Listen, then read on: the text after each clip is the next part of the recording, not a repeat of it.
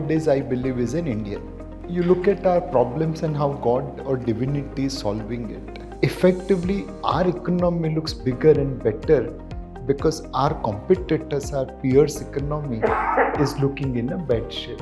Now you put these three things together, talent, capital, infrastructure, the roadmap to Viksit Bharat gets created. So we will become Viksit Bharat undoubtedly. Where is the question? Our savings habit is good, but our investment habit is bad.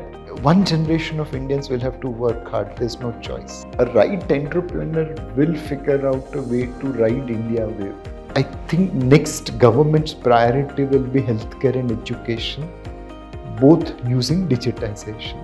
Take a call based on how your risk-taking ability is, not based on market.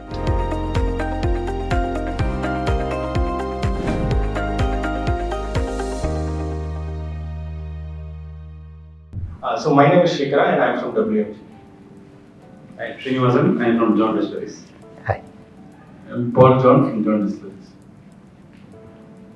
Sundar Kondu from the Times Group, but I'm not a reporter. This is Vishwanath. I'm from Dassault Systems. I'm the CFO of Dassault Systems. Right. Hello, I'm Purnima Ranganath. I'm a corporate lawyer from Law Assist Bank. I'm Nitya Bhuvaram from Insurance Brokers. Hi, I'm Talay. I'm from real estate. Our company is called SBR Group. Hi, I'm Pradeep Daga. I represent JSW and our company is called NDC Steel. Hi, I'm Shatanand. I'm from Aditya Birla Group. Hi, I'm Ashwat Jishiti, CFO of Janata Fish Milling Oil Products. And myself, Rakshit Kundar, also representing Janata Fish Milling Oil Products. So I'm Mahesh, CEO of Samati. We just Sure. My name is Srinivas. I run a startup called ISSA, which manages cap tables ESOP, and we're also setting up a fund. Hi everyone, my name is Adarsh. We run an elder care and senior living company called Primus Senior Living. I have other business interests in weekend homes and warehousing as well. I am Brahmanand Hegde. I am ex-founder of Visa Finance, now freelancer. Hello, Ramakrishna Ishtala. The two of us were co-founders and now I'm looking at a legal tech startup. Hello everybody, my name is Rajesh from WMG Group. My name is Omkar from WMG Group. From WMG Group. Thank you, Rajesh and Shrikara, for inviting me over here. The topic given to me is roadmap to Viksit Bharat. Let me first start in a lighter vein and then we'll go to serious stuff. So, how many of you believe in God? I mean, most of us. And even if you're not believing, you better start believing. Because in case He's there and you don't believe, then there is a problem. And if He's not there and you don't believe, then anyway, there's no gain, no loss. So might as well believe. But the more important thing is that God nowadays, I believe, is an Indian. You look at our problems and how God or divinity is solving it. If you had inside information on oil, that Israel, Hamas will go to war, Russia, Ukraine will still continue to fight, Red Sea disruption will stop the flow of oil, shipping rates and oil tanker rates will zoom to the sky, and Russia and Saudi-led OPEC and non-OPEC will cut oil production by 4 million barrels a day. All of us would have assumed oil at $150, but there's someone upstairs who said, don't worry, I'll keep oil at $75 to $80. You look at growth forecast, we started the year at 6, we are ending the year at 8. I mean, we normally go wrong in growth forecast, but not by 25% margin. This year, and in Bangalore, it's touchy subject, but they say monsoon will be without El Nino like last year. So you just have 4-5 months to survive. After that, rains will come. I mean, somewhere there looks like divine intervention to our problem. Now, do you get convinced that the God is Indian? Let me give you second reason why you should get convinced. I think Uparwala also knows that we are Indian. Will play well to win 10 matches and in final will lose. So he's ensuring that we don't lose in final. If you see Birbal ki kahani, Akbar asked Birbal to make a line bigger without touching it, and Birbal drew a small line below and the line above started looking bigger. God is also doing the same thing to us. We are doing well, but God has ensured that our peers continue to score self-goal. So Russia got eliminated as a peer after their invasion of Ukraine. China is struggling with real estate and Taiwan. Their growth rate is now 5% and 4%. South Africa is on the downhill and God is pushing it to go further down. Brazil had all the great fundamentals, but they got communist government. Effectively, our economy looks bigger and better because our competitors, our peers' economy is looking in a bad shape. Now this only God can do. Earlier we used to score self-goals. Now God is ensuring that others score self-goal and we don't. So undoubtedly there is a God and it is an Indian. Final proof why there is divinity. If you look at Panchtantra story, there were two cats and a monkey, and two cats found a piece of bread and monkey ate it. We were in geopolitics always the cat. Monkey will go and take out our bread. So for example, we were importing oil from Iran. It is our closest neighbor who can give oil to us, so logistics cost was virtually low. They were giving us in rupee. That money was kept in UCO bank account 10 years, 15 years back. And that rupee was used to buy goods from Indian traders at inflated price. We could not have got a better rupee than that. One day American monkey came and said, we are levying sanctions on Iran, don't buy oil from them. We stopped buying oil. What happened? China kept on importing that oil, and our trade deficit with China is today at $100 billion a year. They became competitive using cheaper Iranian oil, and we became expensive by buying costly Saudi oil. Now we have become the Panchtantraka's monkey. When America put sanction on Russia, we said, fair enough, that's your battle, but I have to import oil from where I can buy the cheapest. And you can do whatever you want to do, but I will buy oil from where it is available and it is cheaper. To Russia, we said, can you take rupee payment? Today, lakhs of crore of Russian rupees lying in our banks. And more importantly, after that, we went to America and said that, incidentally, we also want to make fighter planes and we need jet engine technology. Can you give to us, or otherwise we'll go to France? And US is saying that fair enough, I'll give you F-16, F-35, whatever jet engine technology you want. So transition of India from Panchtantra ki billi to Panchtantra ka monkey, that is purely divine. So now I've convincingly proven to you that there is a God upstairs. He or she is an Indian and he or she is taking care. So we will become Viksit Bharat undoubtedly. Where is the question? On a serious note, I think for the first time we have been given a goal of becoming Viksit Bharat. It's not an easy task, but at least a foundation is being laid to achieve that difficult task. I don't think so we are in a position to take it for granted that in 2047 India will become a developed country, but we are putting building blocks on which this foundation can be laid. The first building block is retention of talent in India. If you go to IIT, IIMs in the prior to 2000, almost 90% batch will go abroad. Opportunities were there. Today, 50, 60, 70% batch is staying back in India. Our talent, instead of going abroad, is staying back. And That is the first big advantage.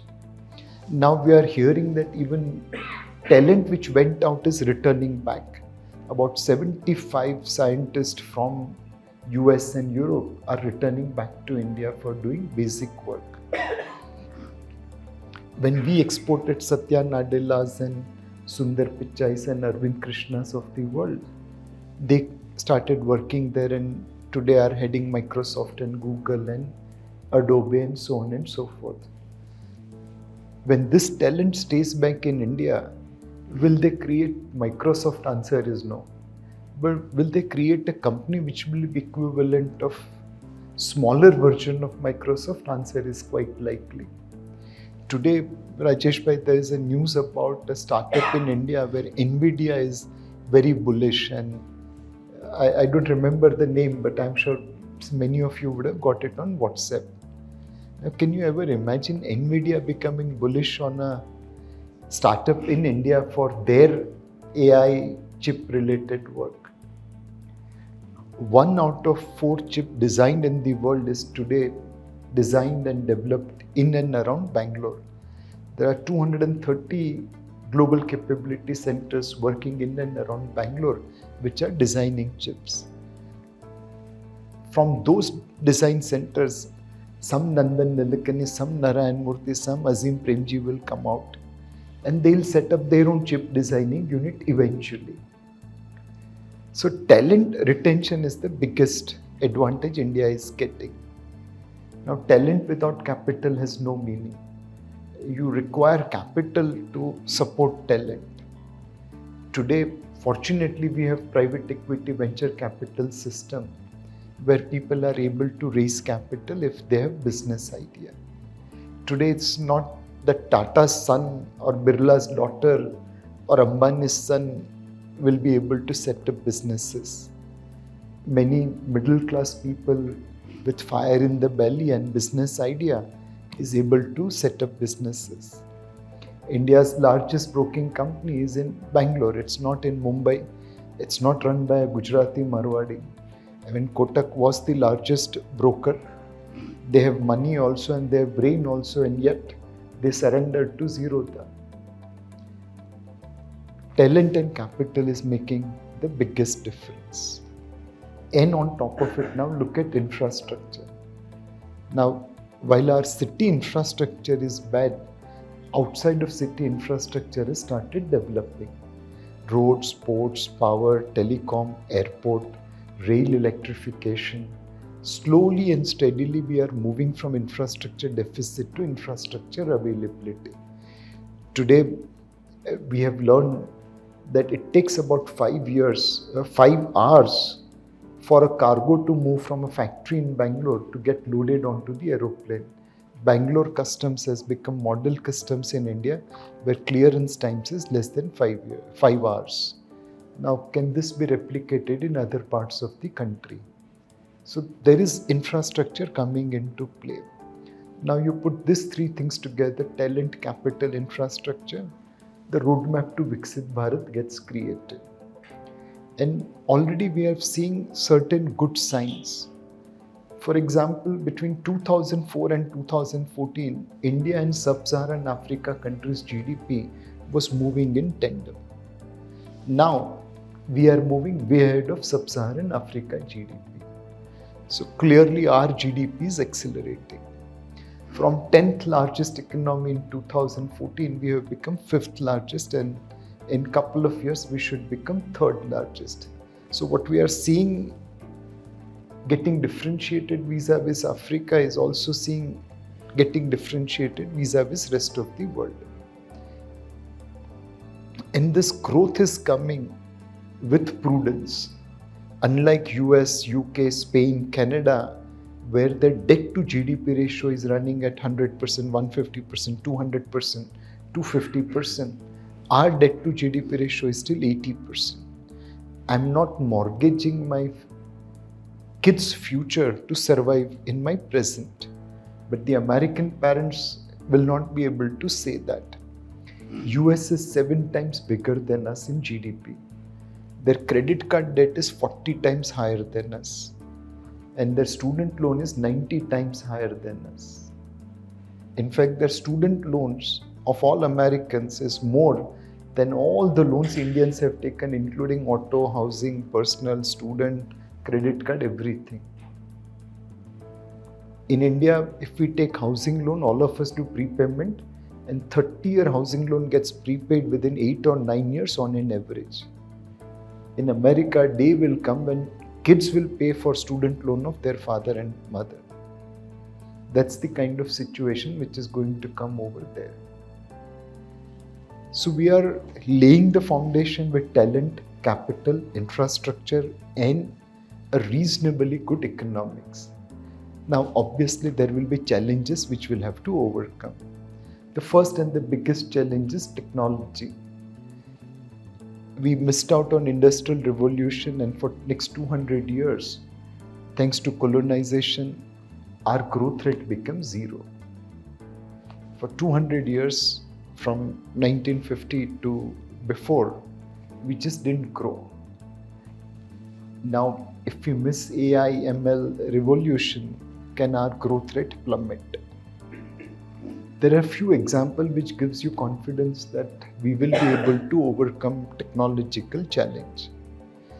We have invested in explosive company in Nagpur, which is today exporting explosives to Sweden, home of Dr. Alfred Nobel, inventor of explosives. They have made explosives which will have only light, no sound. So you can blast even in an eco-sensitive terrain. There is a company in Bangalore, an auto component company. They have become first company in entire world in Toyota ecosystem to get contract for manufacturing of engine spare part. Toyota hitherto produced all engine and engine spare parts inside the company. First time they are giving it outside, and that's a Bangalore-based company.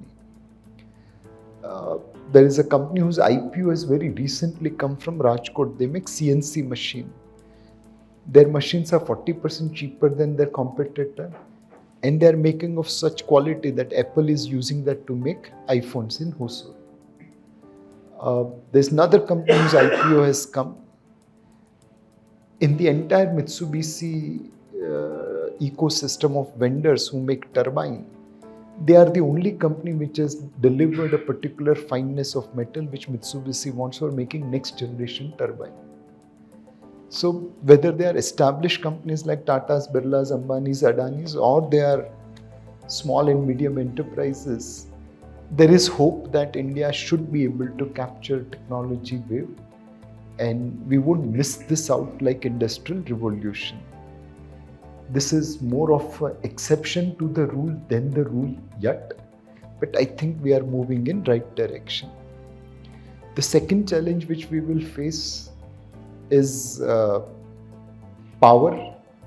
Our PLF on thermal power plants at about 81%. This summer we may witness power cuts, and in Bangalore I am already seeing power cuts. I think this will spread to the rest of the India also. Next 2-3 years power capacity is not coming up, and we may witness power shortages like we were seeing it before. Can a divine intervention come? Answer is yes. There is about 30,000 megawatt of power capacity with state electricity boards. They run it at a PLF of 50. If they give to NTPC, whose PLF is about 80 plus, then maybe we'll get 8, 9, 10,000 megawatt of extra capacity over a period of time. And that will help us bridge 2-3 years of power shortage. Will our state and central government truly work in cooperative spirit, or they'll say hell with everyone else, but we'll have power shortages? Let's see. The third challenge which India will face is related to funding your investment. We are good savers, but we are bad investors. As a country, in 21 years, we have spent about $373 billion in import of gold. This does not include gold smuggling, and we all know every day gold gets confiscated at airport. We also know that when you are looking at airport, and if especially flights are arriving from Dubai and Singapore, You suddenly see Bappi Lahiri cousins coming out loaded with gold jewelry. Collectively, would we have spent about $500 billion in import of gold, silver, diamond, pearl in just 21 years of this century? This is more than foreign direct investment we have received. This is more than foreign portfolio investment we have received. We are in need of capital and we are exporting capital on a net basis. And what are we doing with this gold? Majority goes into Tijori and safe deposit locker. It's a frozen saving. Who knows how much gold we have? Is it $1.5 trillion? Is it $2.5 trillion? Who knows? Is there a way we can unlock this frozen gold and put it into economy? If through some divine intervention, and truly we will need blessings of Padmanabha Swami and Tirupati Devsthanam and so on and so forth, suddenly we will have enough capital to carry out our investment activity. Even if we don't monetize gold, can we monetize other portion? For example, Rajesh bhai, in last 3 years, RBI has published households' financial flow data, and in mutual fund, we have got about 4 lakh crore. And as you know, in last 3 years, mutual funds have delivered very good return.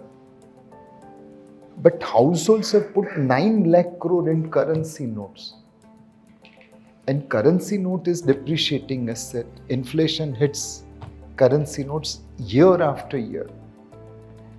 How do, Rajesh bhai, we go and convince people on street that, boss, why are you investing in currency notes which is depreciating? Why don't you invest in mutual fund which is appreciating? I mean, our savings is getting wasted like this. 9 lakh crore in currency notes and 4 lakh crore in mutual fund. Direct equity is less than 1 lakh crore. I mean, CNBC वाले को तो बेचारे को शर्म आएगी कि बस मैं 24 घंटे बकबक करता रहता हूँ, and फिर भी currency note sells more than the equities in this country. So our savings habit is good, but our investment habit is bad. And education has nothing to do with investment. India's most literate state is Kerala. Till last year, cumulative retail equity mutual fund AUM of Kerala was 15,000 crore. Now, because markets have run up, it would have become 20,000 crore. And annual spending by Kerala on lottery is more than 15,000 crore. And Martin has proven it. I mean, the most educated audience of India state spends money on lottery where you are bound to lose money. And in mutual funds, people are overall bound to make money. Not everyone, but overall. And yet, what they spend annually on lottery is not the cumulative AUM of equity mutual fund over last 25-30 years. So, how do we monetize our savings and channelize into productive investment? Then the growth can take off. One challenge will be also good economics equal to good politics. Today elections are being fought over freebies, and you have seen various other states are seeing. One of the demand is old pension scheme. Today also there is a news that government employees wants to go on strike for OPF. Old pension scheme guarantees last drawn salary into some ratio to government employees. And then early 2000 we launched new pension scheme. Today in a state like Bihar, old pension scheme accounts for 49% of their tax revenue. So every 100 rupee Bihar government earns, 49 rupees goes in payment of pension. If they adopt old pension scheme for all those employees after 2000, I think 75% will go towards payment of pension. There will be no money left to pay interest or salaries or run electricity or hospital or school or college or anything. And Bihar is not alone.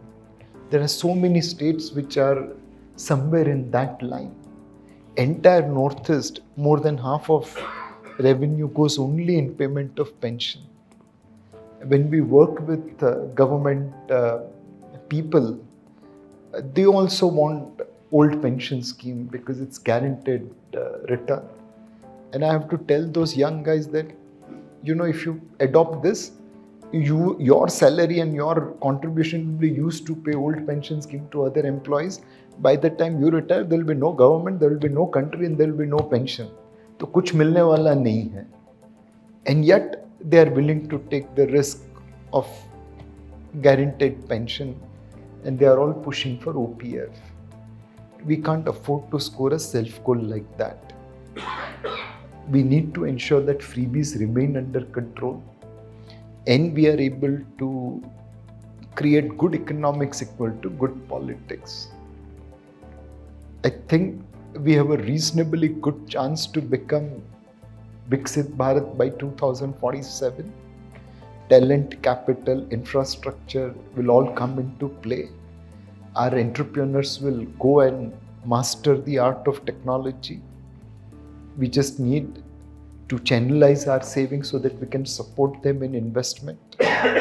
And we need to ensure that governance remains on the right side of economics and not the wrong side of economics. If we put all these things together, there will be challenges, but eventually we will do well. One final point.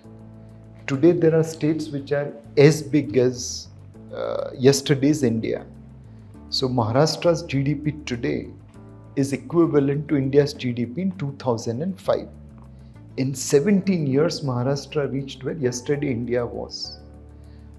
UP, Uttarakhand are equivalent to 2001 India, and Tamil Nadu, Gujarat and Karnataka are equivalent to 2000 India. So in about 20 odd years, these 6 states have reached where yesterday India was. Now UP is already talking about $1 trillion GDP, which will be 25% of today's India.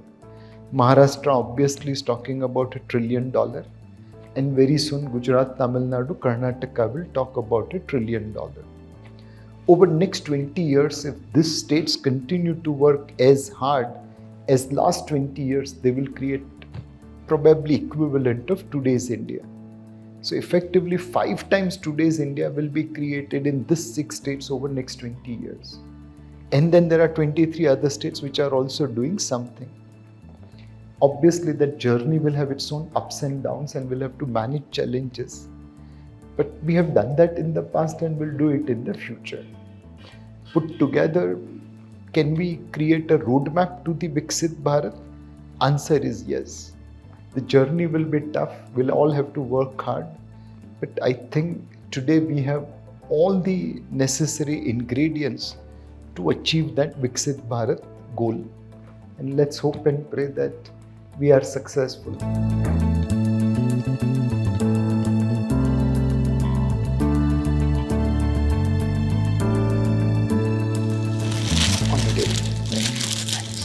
Thank you so much, sir. I think, as always, it's quite motivating, inspiring, and giving us a lot of confidence on how we have to go ahead. So before we break in, we just take a quick group photo and then